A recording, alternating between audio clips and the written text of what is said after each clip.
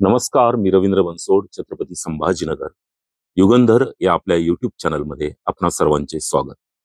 खरं तर मराठा आरक्षणावर काहीही बोलू नये या निष्कर्षापर्यंत मी आलो आहे. परंतु ज्या पद्धतीने उपोषणकर्ते व अभ्यासक यांच्यातील आरोप प्रत्यारोप, सातत्याने होणाऱ्या आत्महत्या, मराठा व ओबीसीचे नेते एकमेकांवर करत असलेली बेताल व गलिच्छ टीका, रिसनगाव सारख्या ताज्या घटना, त्या टीआरपी साठी अशा गोष्टींना मीडिया देत असलेले अवास्तवी महत्व, हे सगळं बघितलं की बटेंगे तो कटेंगे इथून सुरू झालेला प्रवास गेल्या 2 वर्षात बटेंगे और कटेंगे पर्यंत येऊन पोहोचला, हे मोठं दुर्दैव आहे. दोन्ही समाजात जातीय सलोखा नांदावा ही सदिच्छा बाळगणारा फार मोठा वैचारिक वर्ग आहे. या वैचारिक बांधवांपर्यंत या सर्व प्रकरणातील वस्तुस्थिती पुराव्यानिशी पोहोचावी, यासाठीच आजचा हा व्हिडिओ.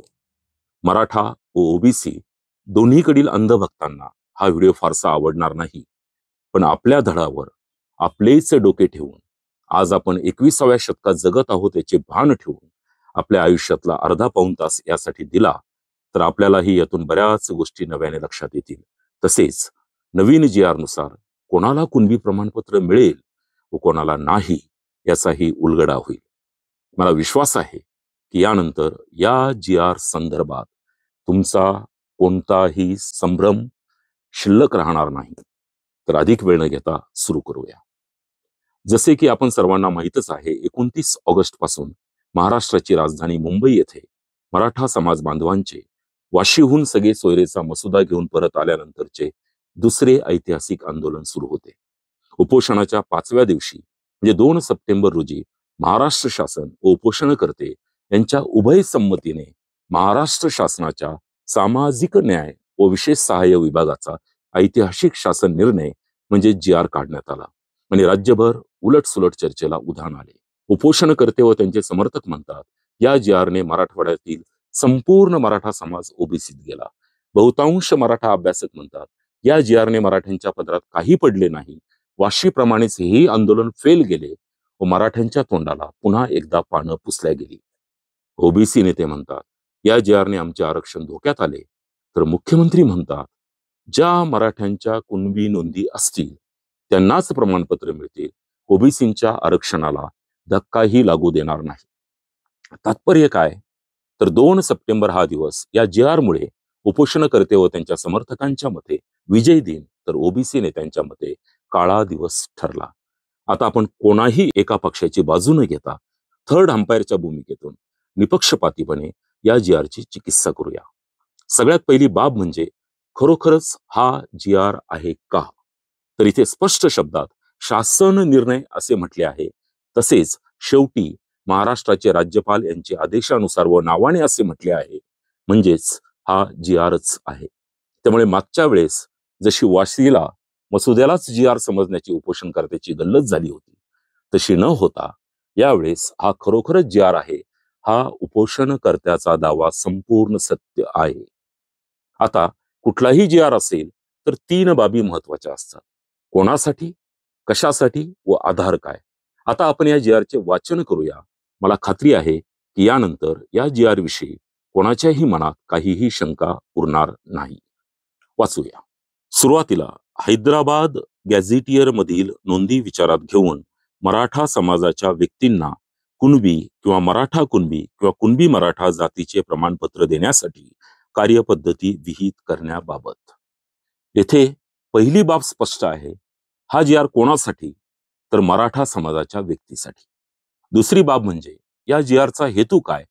तर कुणबी किंवा मराठा कुणबी किंवा कुणबी मराठा जातीचे प्रमाणपत्र देण्यासाठी कार्यपद्धती विहित करणे व पृष्ठ क्रमांक 3 नुसार मराठा समाजास जात प्रमाणपत्र मिळण्याच्या प्रक्रियेत अधिक सुलभता यावी असा आहे. आता तिसरी बाब म्हणजे या GR चा आधार काय? तर इथे स्पष्टपणे नमूद केले आहे, हैदराबाद गॅझेटियर मधील नोंदी विचारात घेऊन, म्हणजेच या GR चा आधार हैदराबाद गॅझेटियर आहे. असो, आता वाचा या सदरात या GR च्या संदर्भातील पूर्वीची नियमावली व शासन निर्णय दिलेले आहेत. यानंतर जी प्रस्तावना आहे ती बघूया. महाराष्ट्रातील मराठवाडा हा एक वैविध्यपूर्ण असा ऐतिहासिक, सामाजिक, सांस्कृतिक ठेवा असणारा प्रदेश आहे. मराठवाड्यातील सामाजिक, भौगोलिक आणि प्रादेशिक परिस्थिती ही उर्वरित महाराष्ट्रापेक्षा वेगळी आहे. महाराष्ट्राच्या मध्य विभागात असणारा हा भौगोलिक प्रदेश संताची भूमी म्हणून पूर्ण देशात प्रसिद्ध आहे. मराठवाड्यात इतिहासकालीन प्रसिद्ध अशा सातवाहन राजाने राज्य केलेले आहे. पैठण प्रतिष्ठान ही त्यांची राजधानी होती. यानंतर वाकाटक, चालुक्य, यादवकालीन अशा पराक्रमी घराण्यांनी मराठवाडा आणि परिसरावर राज्य केले आहे. देवगिरीचा ऐतिहासिक किल्ला हा या राजांच्या शौर्याचे आणि सामर्थ्याचे प्रतीक म्हणून आज सुद्धा त्याच दिमाखात उभा आहे. अशा या अतिशय प्राचीन आणि ऐतिहासिक दृष्ट्या समृद्ध वारसा असणारा मराठवाडा दिनांक 17 सप्टेंबर 1948 रोजी साली भारतात विलीन झाला. या काळात या संतभूमीतून औंढा नागनाथ, घृष्णेश्वर, परळी वैजनाथ, माहूरगड, तुळजापूर, पैठण, आपेगाव, नरसी नामदेव व तेर अशी समृद्ध तीर्थक्षेत्रे निर्माण झाली.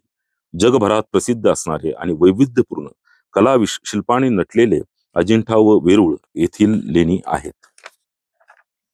मराठवाड्याच्या ऐतिहासिक भूमीतून संत श्रेष्ठ नामदेव, निवृत्ती, ज्ञानेश्वर, सोपान, मुक्ताबाई, गोरा कुंभार, जनाबाई, जगमित्र नागा, एकनाथ, सेना न्हावी व जनार्दन स्वामी अशा महनीय संतांनी या भूमीमध्ये सहिष्णुता, भागवत धर्माचा प्रसार, भूतदया, समानतेचा संदेश दिला आहे. तसेच श्री गुरु गोविंद सिंगजी यांची समाधी नांदेड येथे असून त्या ठिकाणी शीख धर्मीय मोठ्या प्रमाणात दर्शनाकरता येत असतात. या कारणाने मराठवाड्यात आज सुद्धा सर्व धर्म समभावाची वीण कायम आहे. मराठवाड्यातून मुख्यतः गोदावरी, पूर्णा व मांजरा या नद्या वाहतात. या नद्याने यातील जनजीवन काही प्रमाणात समृद्ध केले आहे. गोदावरी ही महाराष्ट्राची जीवनदानी असून मोठ्या प्रमाणात नागरी समूह या नदीच्या तीरावर वसलेला आहे. हे 1, 2 व 3 क्रमांकाचे परिच्छेद हे फक्त MPSCचा अभ्यास करणाऱ्या विद्यार्थ्यांच्या कामाचे आहेत. ही माहिती का दिली ते GR करतेच जाणू. असो, पुढे वाचूया. असा हा मराठवाडा महाराष्ट्रात दिनांक 1 नोव्हेंबर 1956 रोजी द्विभाषिक मुंबई प्रांतात सामील झाला आणि दिनांक 1 मे 1960 पासून मराठवाडा महाराष्ट्राचा अविभाज्य भाग बनला आहे. तत्कालीन निजाम सरकारमध्ये मराठवाडा विभागाची प्रशासकीय रचना ही निजाम सरकार नियंत्रित होती. अशा परिस्थितीमध्ये तत्कालीन इंग्रज राजवट व निजाम राजवट यांच्या प्रशासकीय पद्धतीमध्ये बऱ्याच अंशी तफावत आढळते. या संपन्न अशा मराठवाड्यात अलीकडच्या काळात मोठ्या प्रमाणात आरक्षणाच्या अनुषंगाने आंदोलने सुरू झाली आहेत. त्यासाठी या भागातील कुणबी मराठा तसेच मराठा कुणबी यांच्या नोंदी शोधण्यासाठी आणि या भागातील सदरभू जनतेला न्याय देण्याच्या अनुषंगाने दिनांक 7 सप्टेंबर 2023 रोजी माननीय न्यायमूर्ती संदीप शिंदे निवृत्त यांच्या अध्यक्षतेखाली समिती नेमण्यात आली. या समितीला मराठवाड्यातील 8ही जिल्ह्यांमध्ये नोंदी शोधण्याकरिता आवश्यक ती यंत्रणा उपलब्ध करून देण्यात आली. समितीने मराठवाड्यातील विविध शासकीय कार्यालयातील उपलब्ध असणारी सर्व प्रकारची कागदपत्रे तपासून आतापर्यंत न सापडलेल्या कुणबी जातीच्या बऱ्याच प्रमाणात नोंदी शोधल्या आहेत. उक्त समितीमार्फत मराठवाड्यात जिल्हानिहाय भेटी दौरे करून बैठका घेण्यात आल्या. आवश्यकतेनुसार हैदराबाद गॅझेट आणि तत्कालीन काळात निजाम सरकारची राजधानी या कारणाने समितीने 2 वेळा हैदराबाद येथील पुराभिलेख विभागास आणि महसूल विभागास भेटी देऊन सुमारे 7,000 पेक्षा अधिकची कागदपत्रे अभ्यासाकरिता प्राप्त करून घेतली आहे. तसेच देशाची जनगणना आणि त्या अनुषंगाने तत्कालीन निजाम सरकारकडील कागदपत्रे उपलब्ध करून घेण्यासाठी दिल्ली येथील जनगणना कार्यालय आणि त्यांच्या ग्रंथालयास भेट देऊन अधिकची कागदपत्रे उपलब्ध करून घेतली आहेत. याच दरम्यान दिल्ली येथील राष्ट्रीय पुराभिलेख कार्यालयात भेट देऊन तत्कालीन निजाम सरकारकडील कागदपत्रे उपलब्ध करून घेण्याचा प्रयत्न केला आहे. याशिवाय मराठवाड्यातील ज्यांच्याकडे वैयक्तिक कागदपत्रे जी जातीची प्रमाणपत्रे मिळवण्यासाठी उपयोगी ठरतील ती कागदपत्रे उपलब्ध करून घेण्याची कार्यवाही केलेली आहे. मान्य न्यायमूर्ती संदीप शिंदे निवृत्त समितीने गेल्या 2 वर्षात सातत्याने मराठवाड्यात आणि महाराष्ट्रातील कुणबी नोंदी शोधण्याकरिता मोठ्या प्रमाणात क्षत्रिय यंत्रणेमार्फत कार्यवाही केलेली आहे. मान्य न्यायमूर्ती संदीप शिंदे निवृत्त समितीने आतापर्यंत विविध शिफारशीसह सादर केलेल्या अहवालांमधील सर्व शिफारसी शासनाने स्वीकारल्या आहेत व या आधारे विविध विभागामार्फत कारवाई करण्यात आलेली आहे. यापुढेही सदर समितीने दिलेल्या अहवालानंतर योग्य कार्यवाही केली जाणार आहे. सर्व दृष्टीने मागास असलेल्या मराठवाड्याला संपन्न म्हणणे म्हणजे GR कर्त्याच्या बौद्धिक दिवाळखोरीचा करावा तितका गौरव कमीच आहे. पुढे तथापि मराठवाड्यामध्ये यापेक्षा बऱ्याच प्रमाणात कुणबी मराठा समाज असून त्यांना जात प्रमाणपत्र मिळण्याकरिता हैदराबाद गॅझेट लागू करण्यात यावे अशा प्रकारची मागणी वारंवार होत आहे. आता इथे कुणबी मराठा समाजाचा उल्लेख असून त्यांना जात प्रमाणपत्रे मिळण्याकरिता हैदराबाद गॅझेट लागू करण्यात यावी अशा प्रकारची मागणी वारंवार होत आहे असे म्हटले आहे. मुळात कुणबी मराठा समाज हा 1 जून 2004च्या GR नुसार ऑलरेडी ओबीसीत आहे. त्यामुळे इथे सध्या मराठा जात लावत असलेला पूर्वाश्रमीचा कुणबी, मराठा कुणबी किंवा कुणबी मराठा असे पाहिजे होते. त्या अनुषंगाने हैदराबाद व दिल्ली येथे दौरे करून तत्कालीन निजाम सरकारमधील 5 जिल्ह्याची औरंगाबाद, परभणी, नांदेड, बीड, उस्मानाबाद माहिती प्राप्त करून घेतली आहे व सदरहू कागदपत्रांचा अभ्यास करण्यात येत असून तत्कालीन निजाम सरकारमध्ये कुणबी जातीस कापू या नावाने ओळखले जाई. त्यांचा मुख्य व्यवसाय शेती करणे हा होता. इथे तत्कालीन निजाम सरकारमध्ये कुणबी जातीस कापू या नावाने ओळखले जाई आणि त्यांचा मुख्य व्यवसाय शेती करणे हा होता असे म्हटले आहे. याचा अर्थ काय होतो? तत्कालीन निजाम सरकारमधील सर्व कापू हे कुणबी ठरतात, मराठा नव्हे. ही या GR मधील घोडचूक आहे. आता इथे लक्षात घ्या की वर जे हैदराबाद गॅझेटियर मधील नोंदी विचारात घेऊन असे म्हटले आहे त्याचा एकमेव रेफरन्स इथे आहे. आता आपण GR मध्ये हा जो 1921 व 31च्या हैदराबाद गॅझेटियरचा उल्लेख आहे तो जर तत्कालीन उस्मानाबाद जिल्ह्याचा बघितला तर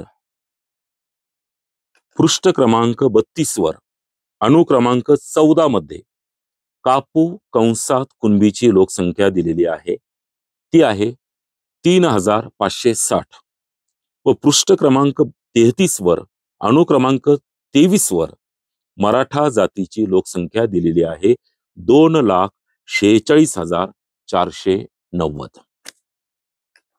यावरून ज्या अर्थी कापू व मराठा ह्या जाती वेगवेगळ्या अनुक्रमांकावर आहेत त्या अर्थी कापू व मराठा ह्या वेगवेगळ्या जाती आहेत हे सिद्ध होते.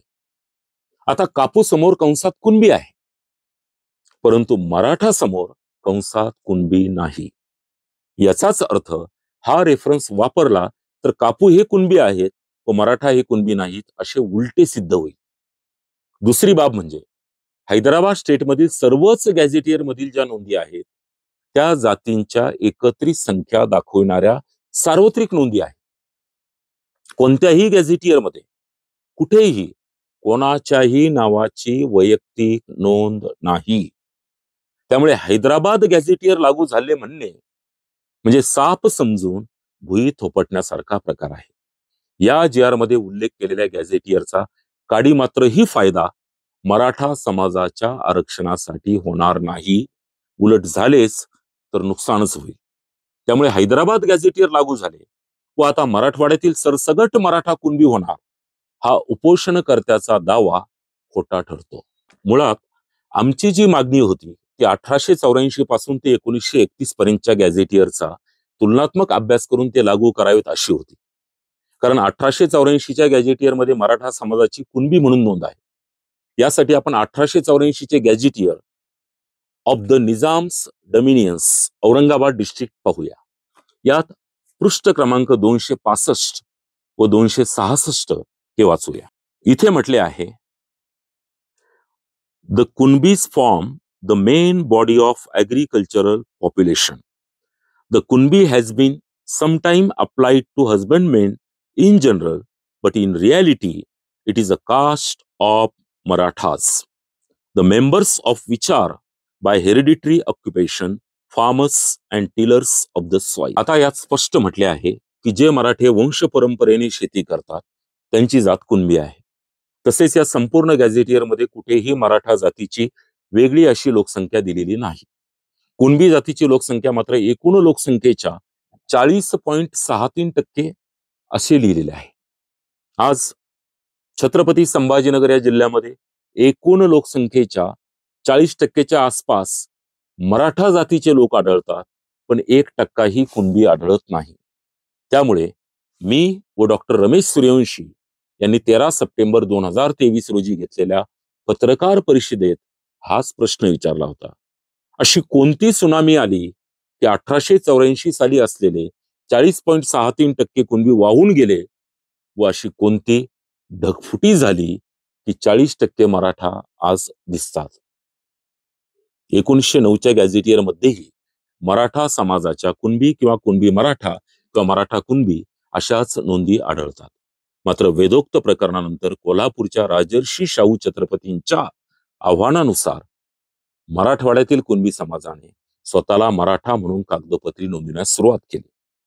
त्यामुळे 1921 नंतरच्या सर्व गॅझेटियरमध्ये जवळपास 90% कुणबी समाजाने आपली नोंद मराठा म्हणून केली. त्यामुळे फक्त 1921 व 1931चे गॅझेटियर जी आर साठी वापरणे म्हणजे आपणच हैदराबाद गॅझेटियरचे अबॉर्शन केले असे होईल. सरकार व उपोषणकर्त्यांनी ही गोष्ट लक्षात घेतली पाहिजे. जर आपण तत्कालीन उस्मानाबाद जिल्ह्याचे 1909चे गॅझेटियर बघितले तर या गॅझेटियरनुसार कुणबी कंसात मराठा आहे. म्हणजे कुणबीची पोटजात ही मराठा ठरते.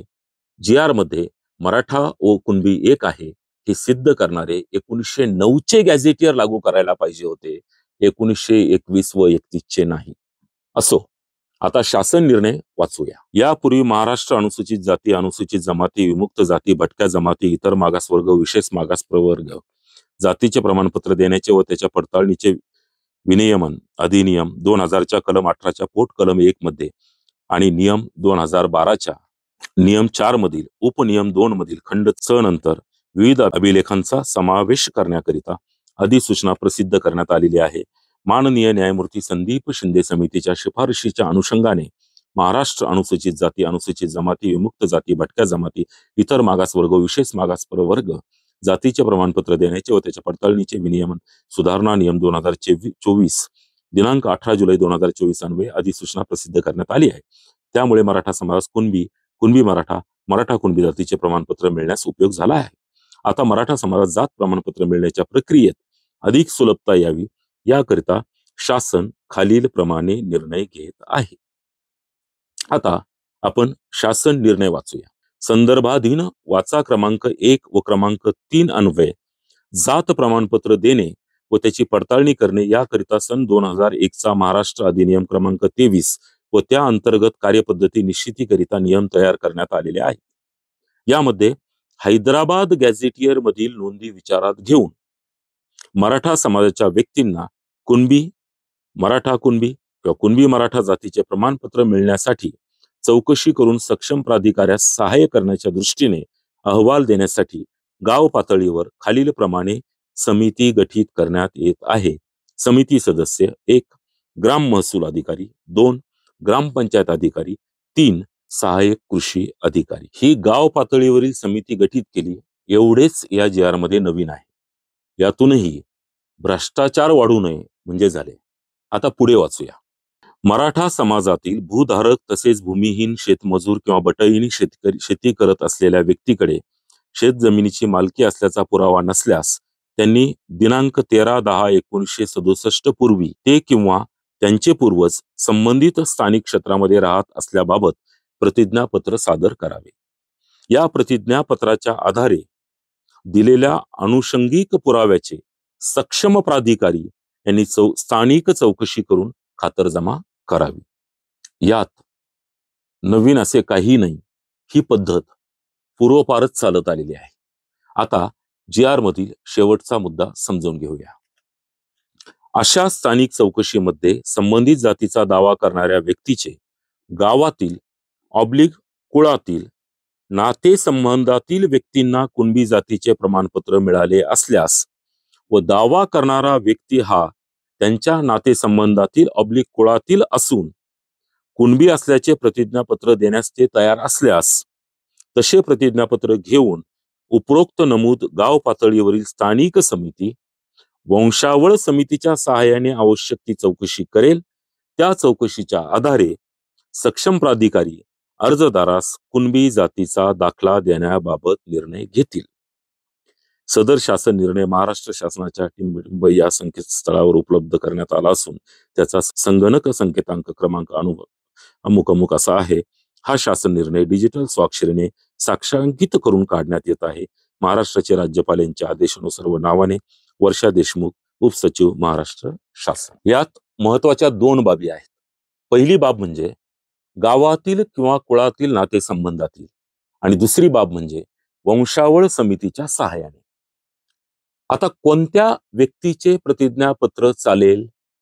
तर इथे गावातील म्हणायचं झालं तर तो अर्जदाराच्या आडनावाचा किंवा गावातील इतर कुठल्याही आडनावाचा नातेसंबंधातील कुणबी प्रमाणपत्र धारक व्यक्ती असू शकतो.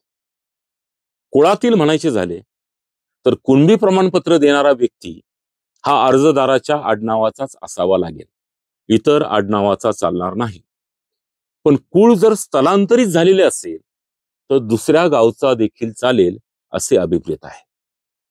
यावरून ढोबळ मानाने म्हणायचे झाले तर गावातील एक आडनावाची नोंद असेल तर त्या आडनावाच्या सर्व व्यक्तींना प्रमाणपत्र मिळेल.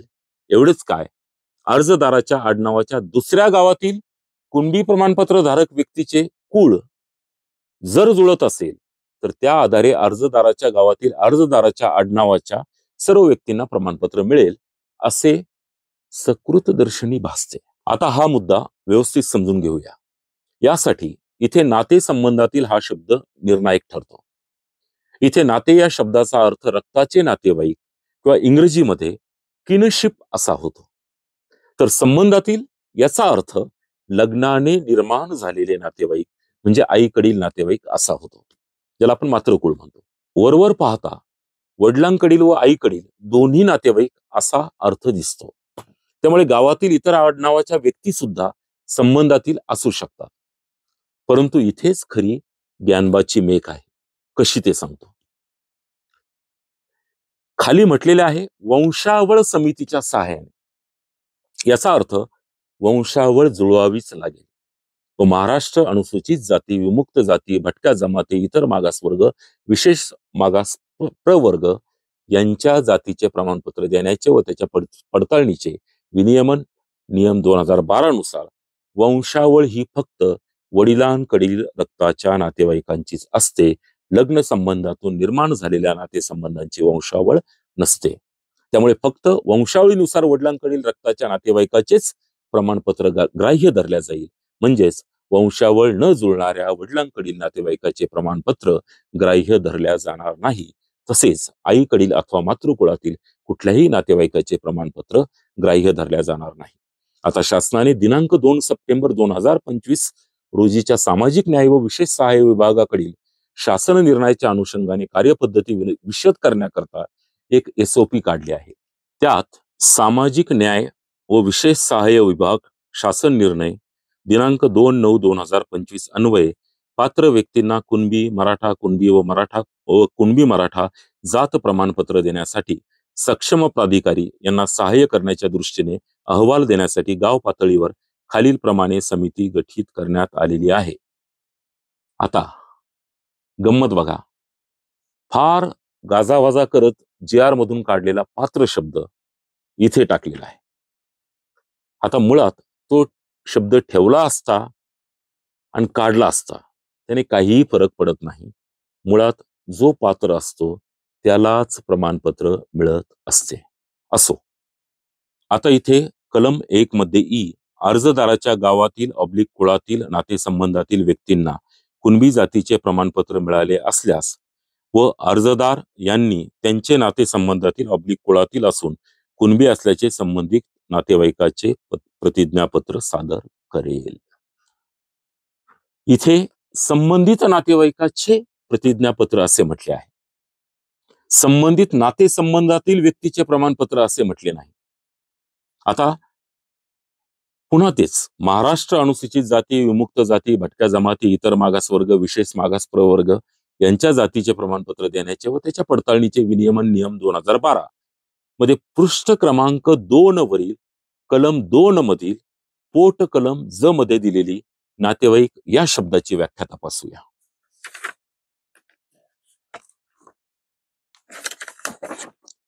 इथे म्हटले आहे नातेवाईक याचा अर्थ भटक्या जमातीपैकी शासनाने वेळोवेळी अधिसूचित केलेल्या विशिष्ट भटक्या जमाती तसेच शासनाने अधिसूचित केलेल्या विशिष्ट जाती जमाती यांच्या व्यतिरिक्त वंशावळीनुसार अर्जदाराच्या वडिलांकडील रक्ताचा नातेवाईक असा आहे.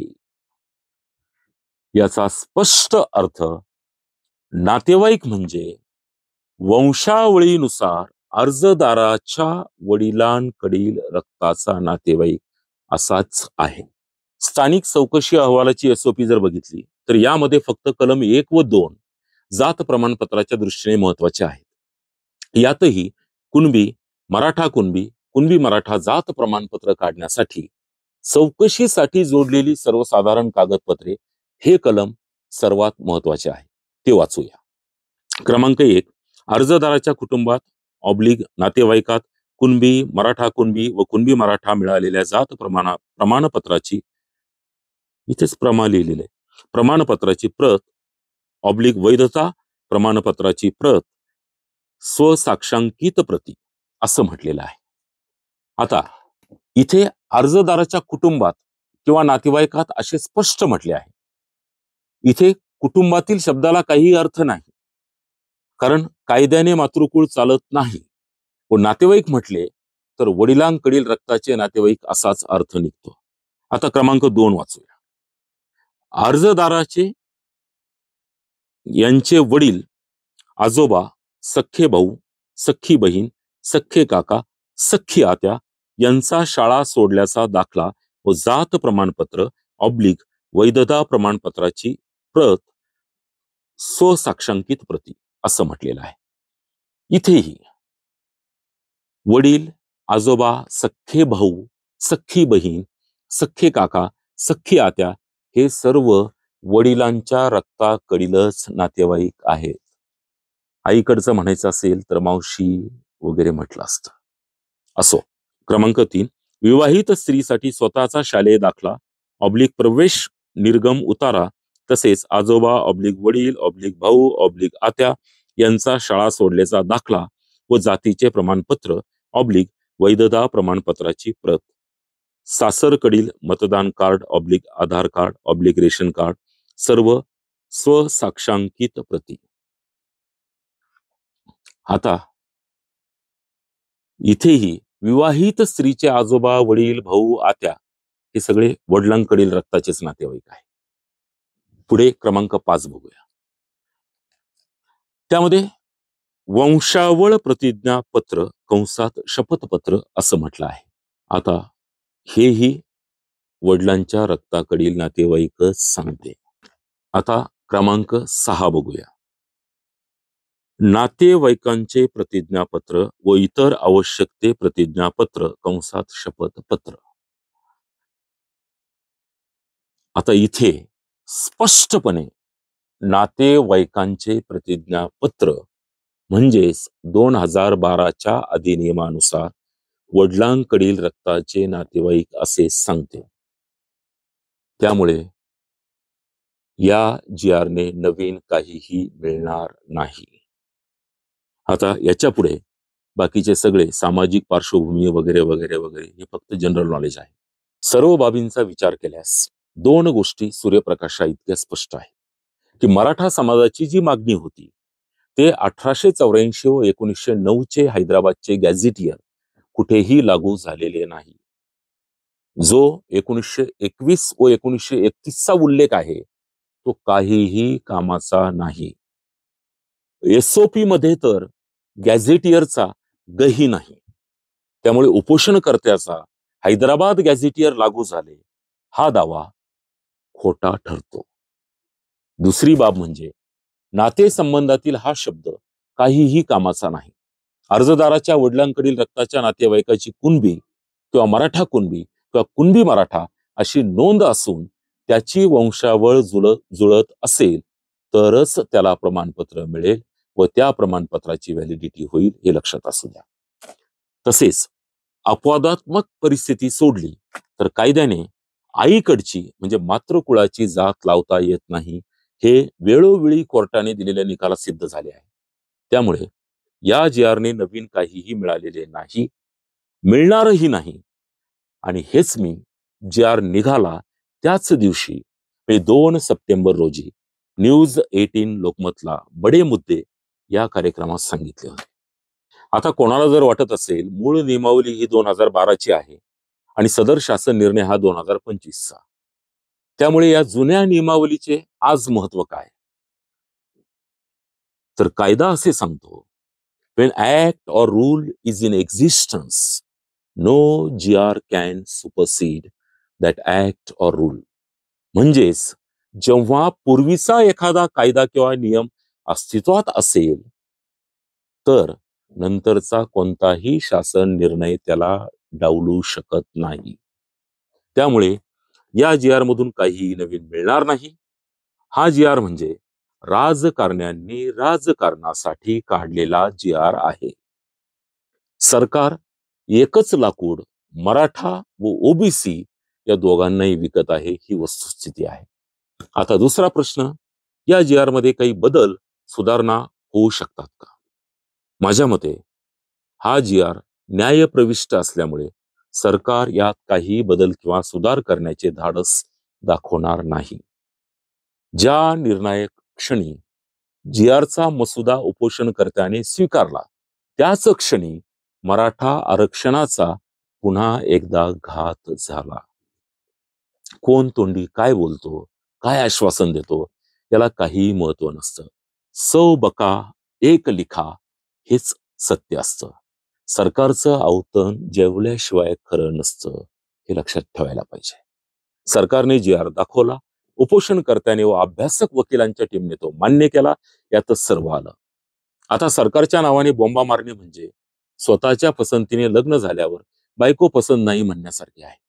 इथे मराठा समाजाला जे आरक्षण दिले ते देवेंद्र फडणवीस व एकनाथ शिंदे या मुख्यमंत्र्यांनीच दिले, हेही सत्य आपल्याला नाकारून चालणार नाही. त्याचे श्रेय त्यांना द्यावेच लागेल. केवळ सरकार, उपोषणकर्ते, अभ्यासक व कायदेतज्ञ यांच्यात असलेला समन्वयाचा अभाव, मानापमानाचे नाट्य व दरवेळेची ऐन वेळेवरची लगीनघाई यामुळे समाजाच्या हातातोंडाशी आलेला आरक्षणाचा घास पुन्हा एकदा हिरावला गेला. मराठे युद्धात जिंकतात व तहात हारतात यावर दुर्दैवाने परत एकदा शिक्कामोर्तब झाले. यात उपोषणकर्त्याचा फारसा दोष आहे असे मला वाटत नाही. त्यांनी जे केले ते अभ्यास वकिलांना विचारूनच केले. आझाद मैदानावर सल्ला देणारे जे 50 अभ्यासक व 150 वकील होते, त्यांनी आज समाज माध्यमांसमोर येऊन माझे म्हणणे खोडून काढले पाहिजे व या GR नुसार कुणबी नोंदी नसणाऱ्याला आरक्षण कसे मिळेल ते सांगितले पाहिजे. ही त्यांची नैतिक जबाबदारी आहे व हा जाब विचारण्याचा समाजाला अधिकार देखील आहे. आणि ते समोर येत नसतील तर उपोषणकर्त्याने त्यांची नावे जाहीर केली पाहिजे. असो, सध्या असलेले SCBC आरक्षण टिकविणे हे सुद्धा भविष्यातील फार मोठे आव्हान असणार आहे. कारण स्थानिक स्वराज्य संस्थेच्या निवडणुका संपल्या की SCBCचे आरक्षण रद्द होईल अशी माझी खात्री आहे. जे अभ्यासू आहेत त्यांना या पाठीमागचे कारण समजले असेलच. असो, आता आपण या GR कडे सामाजिक दृष्टीने बघूया. क्रमांक 1, ज्या मराठा समाजाच्या व्यक्तीच्या वडिलांकडील रक्ताच्या नातेवाईकाची कुणबी नोंद सापडली त्याला प्रमाणपत्र देण्यापासून कोणताही प्रतिमोर्चा, कोणतेही शासन अथवा कोणतेही कोर्ट रोखू शकत नाही. हे पूर्वी असलेल्या नियमानुसारच आहे. मात्र दुर्दैवाने त्यासाठी या GRचा कुठलाही अधिकचा फायदा होणार नाही. क्रमांक 2, ज्या व्यक्तीच्या वडिलांकडील रक्ताच्या नातेवाईकाकडे कुणबी नोंद नाही त्याला या GRच्या आधारे कोणतेही आंदोलन, उपोषण, शासन अथवा कोर्ट प्रमाणपत्र देऊ शकणार नाही. क्रमांक 3, कोणी खोट्या नोंदी तयार केल्यास एकतर प्रमाणपत्र मिळणार नाही, मिळालेच तर व्हॅलिडिटी होणार नाही आणि उघडकीस आले तर प्रमाणपत्र देणारे व प्रमाणपत्र घेणारे या दोघांनाही सन 2001च्या महाराष्ट्र अधिनियम क्रमांक 23 कलम 11 नुसार 6 महिने ते 2 वर्ष इतक्या सश्रम कारावासाची किंवा 2000 ते 20,000 इतक्या द्रव्यदंडाची किंवा या दोन्हीही शिक्षा देण्याची तरतूद आहे. क्रमांक 4, या GRच्या आधारे मराठवाड्यातील सरसगट मराठा समाज हा ओबीसी जाऊ शकणार नाही. क्रमांक 5, या GR मध्ये नवीन असे काहीच तरतूद नाही. त्यामुळे पूर्वपार जी पद्धत चाललेली आहे त्यानुसार जी प्रमाणपत्रे दिली जातात तशीच प्रमाणपत्रे दिली जातील. त्यामुळे ओबीसी आरक्षणाला या जी आर मुळे कुठलाही नवीन धक्का लागणार नाही. क्रमांक 6, हा जी आर कोर्टात टिकेल का? तर या जी आर मध्ये नवीन काहीच नाही. त्यामुळे हा टिकला काय आणि रद्द झाला काय, काहीच फरक पडणार नाही. म्हणजेच अंतिम निष्कर्ष एवढाच निघतो, या जी आर मुळे सरसगट मराठा ओबीसी जाणार, म्हणून मराठा बांधवांनी नाचण्याची गरज नाही. आणि या जी आर मुळे आमचे आरक्षण गेले म्हणून ओबीसी समाजाने घाबरण्याचे काही कारण नाही. आता थोडे फ्लॅशबॅक मध्ये जाऊया. कोपर्डी प्रकरणानंतर 2016-17 मध्ये मराठा समाजाचे शांततेच्या सनदशीर मार्गाने राज्यभरात लाखोच्या संख्येचे तब्बल 58 मराठा क्रांती मूक मोर्चे निघाले. एकजूट व संयमाचा आदर्श राज्यासमोरच नव्हे तर संपूर्ण जगासमोर ठेवला गेला. विशेष म्हणजे या संपूर्ण मोर्चामध्ये कुठलेही नेतृत्व नव्हते. प्रत्येक मराठा हा एक मराठा लाख मराठा झाला होता. 2023 सालच्या 29 ऑगस्ट रोजी अंतरवाली सराटी येथून मराठा आरक्षणासाठी उपोषणास सुरुवात झाली. त्यातच 1 सप्टेंबर 2023 ची दुर्दैवी घटना घडली. पोलिसांकडून बळाचा वापर करत अंतरवाली सराटी येथील मराठा माऊलींवर लाठीचार्ज करण्यात आला. रबरी बुलेट झाडण्यात आल्या. रक्तबंबाळ झालेल्या माऊलींचे व्हिज्युअल्स महाराष्ट्रभर व्हायरल झाले. कोपर्डी प्रकरणापासून कुठल्याही नेतृत्वाशिवाय एकवटलेल्या राज्यभरातील मराठा समाजाचा विशाल जनसमुदाय आक्रोश करत पाऊले चालती पंढरीची वाट या उक्तीप्रमाणे अंतरवाली सराटीच्या दिशेने जाऊ लागला. तत्कालीन मुख्यमंत्री एकनाथ शिंदे यांनी याची दखल घेत उपोषणकर्त्याच्या मागणीनुसार युद्ध पातळीवर अवघ्या आठवड्याभरातच म्हणजेच 7 सप्टेंबर 2023 रोजी माननीय न्यायमूर्ती श्री संदीप शिंदे निवृत्त यांच्या अध्यक्षतेखाली मराठवाड्यातील मराठा समाजाच्या कुणबी नोंदी शोधण्यासाठी समिती गठीत केली. ही समिती स्थापन होण्यापूर्वी मराठवाड्यामध्ये 1986 पासून फक्त 2363 एवढ्याच कुणबी प्रमाणपत्राचे वाटप झालेले होते. माननीय न्यायमूर्ती श्री संदीप शिंदे निवृत्त यांच्या समितीने आजपर्यंत मराठवाड्यात 47,934 एवढ्या कुणबी नोंदी शोधल्या. त्या आधारे 2,43,925 इतके कुणबी मराठा व मराठा कुणबी जात प्रमाणपत्र देण्यात आली. यातही मराठवाड्यात सर्वाधिक कुणबी जात प्रमाणपत्रे बीड जिल्ह्यात मिळाली. इथे लक्षात घेण्यासारखी एक बाब म्हणजे सुरुवातीला बीड जिल्ह्यातील गेवराई तहसीलदार व तालुका भूमिलेख अधिकारी यांनी गेवराई तालुक्यात निरंक म्हणजेच एकही कुणबी नोंद नाही असा अहवाल दिला होता. त्यानंतर शेतकरी पुत्र संघटनेचे संस्थापक अध्यक्ष व संभाजी ब्रिगेड बीड जिल्ह्याचे माजी जिल्हाध्यक्ष डॉक्टर उद्धव घोडके यांनी स्वतः मोडी तज्ञांना सोबत घेऊन नोंदी शोधण्याचे काम केले. जिथे एकही नोंद सापडली नव्हती त्या गेवराई तालुक्यात आज राज्यातील सर्वाधिक 40,000हून अधिक प्रमाणपत्र वितरित झाली. प्रत्यक्ष फील्डवर काम केले तर काय चमत्कार घडू शकतो याचे हे मूर्तिमंत उदाहरण आहे. असे अनेक बांधव अहोरात्र झडत आहे. सगळ्यांची नावं घेणं शक्य नाही. त्या सर्वांचे मनपूर्वक अभिनंदन. ज्या मराठवाड्यात पूर्वी फक्त 2,363 एवढेच कुणबी प्रमाणपत्र वाटप झाले होते, त्याच मराठवाड्यात 2,43,925 इतके कुणबी प्रमाणपत्र वाटप झाले. निर्विवादपणे हे उपोषणकर्त्याचे महान यश आहे. त्याबद्दल मराठा समाज उपोषणकर्त्याचा कायम ऋणी राहील. परंतु माननीय न्यायमूर्ती श्री संदीप शिंदे निवृत्त यांची समिती दिनांक 7 सप्टेंबर 2023 रोजीच गठीत करण्यात आली होती. त्यामुळे आंदोलनाच्या अगदी सुरुवातीलाच हे यश मराठा समाजाच्या पारड्यात पडलं होतं. त्यानंतरच्या काळात वेळोवेळी उपोषणे करण्यात आली, पण त्यातून मात्र विशेष असे काही साध्य झाले नाही. पहिल्यांदा ज्यावेळेस मुंबई येथे जाऊन 26 जानेवारी 2024 रोजी उपोषणकर्त्याने जी आर समजून सगळे सोयरेचा मसुदा स्वीकारून गुलाल उधळला, तोही फोलच ठरला. त्यावेळेसही मी हा जी आर नसून मसुदा आहे, यातून काहीही साध्य झाले नाही असे सांगितले होते. त्यावेळी बरेच मराठा बांधव माझ्या मताशी असहमत होते, पण नंतर माझेच बाकीत खरे ठरले. त्यानंतर नाही म्हणायला SC-BC 10% आरक्षण मिळाले, परंतु त्यामुळे EWH चे आरक्षण गेले. म्हणजे आजा मेला आणि नातू झाला अशी मराठा समाजाची अवस्था झाली. नंतर दुसऱ्यांदा मुंबईला जाऊन 2 सप्टेंबर 2025 हा जी आर मिळाला. यातूनही नवीन काहीही हाती लागले नाही. त्यामुळे मुंबईच्या दोन्ही आंदोलनात काहीही मिळाले नाही हा अभ्यासकांचा दावा दुर्दैवाने खरा ठरतो. पण अभ्यासकात नसलेली एक वाक्यता, प्रत्येकाला नेता व्हायचा असलेला हव्यास, काही अभ्यासकांनी केलेले आर्थिक गैरव्यवहार व सरकार दरबारी गहाण ठेवलेली निष्ठा, त्यामुळे समाज पूर्वी दुधाने तोंड पोळलेले असल्यामुळे आज ताकही फुंकून पित आहे. त्यामुळे कुठल्याही नवीन नेतृत्वावर विश्वास ठेवून समाज त्याच्या मागे जाईल याची सुतरामही शक्यता मला सध्या तरी वाटत नाही. उपोषणकर्ते वारंवार आणखी एक दावा करतात की त्यांनी उपोषण केल्यापासून 58 लाख कुणबी नोंदी सापडल्या व त्या आधारे 3 कोटी मराठा ओबीसी आरक्षणात गेला. आता याची शहानिशा केली तर महाराष्ट्रभरात 58,83,416 इतक्या नोंदी सापडल्या. याचाच अर्थ 58 लाख नोंदी सापडल्या हा उपोषणकर्त्याचा दावा सत्य आहे. पण यात अधिकांश नोंदी या जुन्याच नव्याने शोधल्या गेलेल्या होत्या.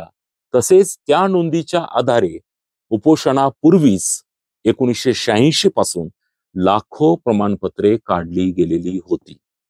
आंदोलन सुरू झाल्यापासून दिल्या गेलेल्या संपूर्ण महाराष्ट्रातील कुणबी जात प्रमाणपत्रांची एकूण संख्या ही केवळ 10,35,479 एवढीच आहे. त्यामुळे उपोषणकर्त्याने मी 3 कोटी मराठे आरक्षणात घातले हा केलेला दावा खोटा ठरतो. संपूर्ण महाराष्ट्रातील कुणबी जात प्रमाणपत्रांची एकूण संख्या काढायची झाली तर दिनांक 20 जानेवारी 2024 पर्यंत मिळालेली 38,97,391 जात प्रमाणपत्रे, ज्यामध्ये पुण्याचे मराठा अभ्यासक राजेंद्र कोंढरे यांनी शासनाचा 15 वर्ष पाठपुरावा करून GR मध्ये ज्या सुधारणा केल्या त्यामुळे निघालेल्या लाखो प्रमाणपत्रांचा समावेश आहे. पण हे समाजाला माहीत नाही, हे दुर्दैव. या जुन्या आकड्यात नंतरचे 10,35,479 जरी मिळविले तरी अगदी स्वातंत्र्यापासून आजपर्यंत मिळालेल्या संपूर्ण महाराष्ट्रातील कुणबी जात प्रमाणपत्रांची एकूण संख्या 49,32,870 वर जात नाही. त्यामुळे 3 कोटी मराठे ओबीसीत गेले हे दादांत खोटे आहे. ही थाप मारून मराठा उपोषणकर्ते व सरकार आम्ही मराठा समाजाला किती मोठे यश मिळवून दिले हे सांगून शाबासकी मिळवित आहे. तर 3 कोटी मराठे ओबीसीत आल्यामुळे ओबीसींचे आरक्षण धोक्यात आले असा कांगावा करत गोर गरीब ओबीसींना भडकावून जे मंत्री आहेत त्यांना आपले मंत्रीपद टिकवायचे आहे, तर जे मंत्री नाहीत त्यांना मंत्री व्हायचे आहे. एकूणच ग्रामीण भागात जातीयवादाचे विष पेरून शहरी नेत्यांना त्यांची राजकीय पोळी भाजून घ्यायची आहे. खरं तर सरकारने बघ्याची भूमिका न घेता चिथावणीखोर वक्तव्य करणाऱ्यांवर कठोर कारवाई करून तसेच मीडियाने देखील यांच्यावर बहिष्कार टाकून वेळीच हे थांबवायला पाहिजे. नसता महाराष्ट्राचे मणिपूरच काय नेपाळ व्हायला फार वेळ लागणार नाही बांधवांनो, हे लक्षात असू द्या. माझी मराठा ओबीसी दोन्ही बांधवांना विनंती आहे की सामाजिक सलोखा कायम ठेवा. शिव फुले शाहू बाबासाहेबांची वीण उसकटू देऊ नका.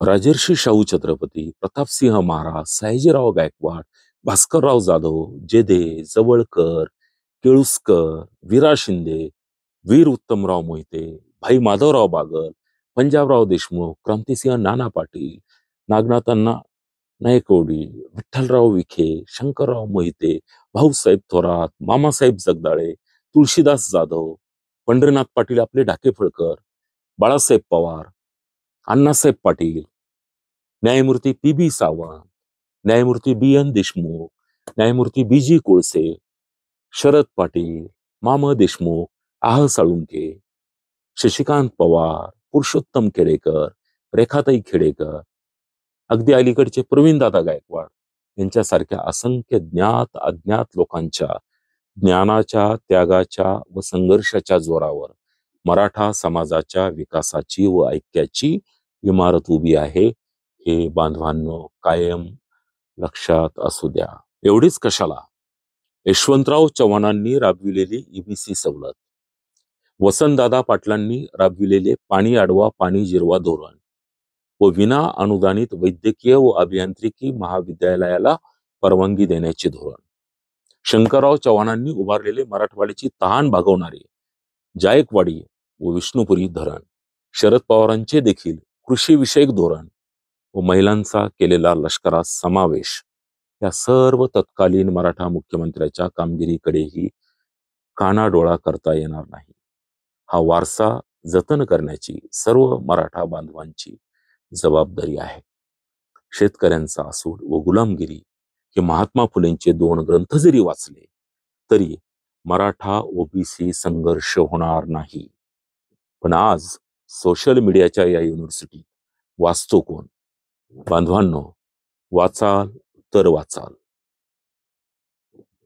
नेत्यांच्या मतांच्या पोळीसाठी आपल्या जातीय सलोख्याची होळी होऊ देऊ नका. शायर मुझफ्फर रजमी यांच्या 2 ओळी कायम लक्षात असू द्या.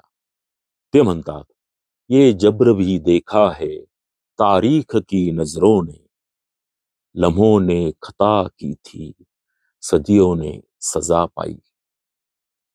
बांधवांनो, माझी मराठा ओबीसी दोन्ही बांधवांना हात जोडून विनंती आहे, आत्महत्या करू नका. आत्महत्या करून कुठलेही आरक्षण मिळत नसते. आरक्षण मिळणार की नाही, मिळालेले आरक्षण टिकणार की नाही, हे शासन व न्यायालय ठरवत असते. आत्महत्या नाही. आत्महत्या करणारा माणूस आत्महत्या करून मोकळा होतो, परंतु त्यांच्यानंतर त्यांच्या कुटुंबाची काय अवस्था होती हे सांगताना कविवर्य विठ्ठल वाघ म्हणतात, लेकुरवाळा विठू घेत असे फाशी, रखू मैला पेच सांगा जगू कशी. हेच अंतिम सत्य आहे.